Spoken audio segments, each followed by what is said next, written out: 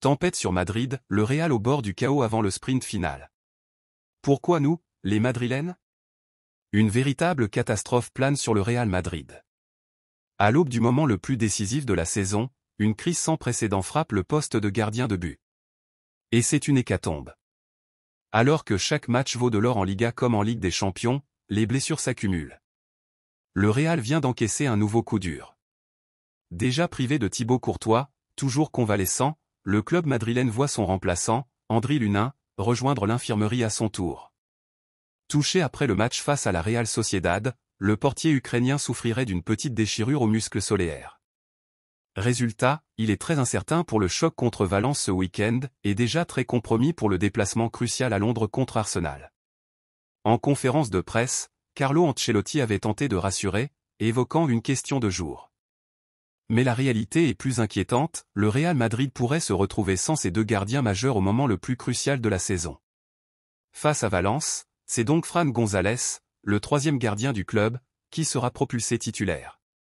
Une pression immense pour ce jeune portier, à quelques jours d'un des matchs les plus importants de la saison. Deux absences capitales. Un Real Madrid diminué. Une équipe en grand danger. Alors, comment Ancelotti va-t-il gérer cette crise? Quel plan va-t-il déployer face à Arsenal, une équipe en pleine forme, sans son dernier rempart? Madrid résistera-t-il à cette tempête, ou sombrera-t-il au pire moment? Les jours à venir seront décisifs. Les supporters retiennent leur souffle. La presse espagnole s'enflamme, entre doute, peur et espoir. Madrid a déjà écrit l'impossible, mais cette fois, la pression est à son comble. Mais si un club peut survivre à l'improbable, c'est bien le Real Madrid.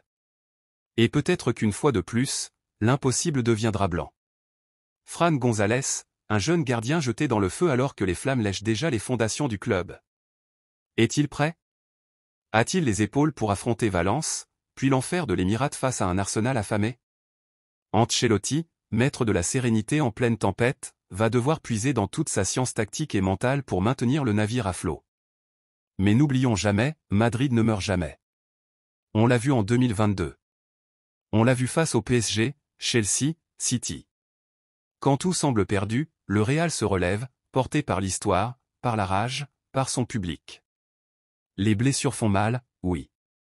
Mais elles ouvrent aussi la voie à des héros inattendus. Alors oui, la presse tremble, les supporters doutent. Mais au fond, on sait. On sait que ce club est capable de miracles.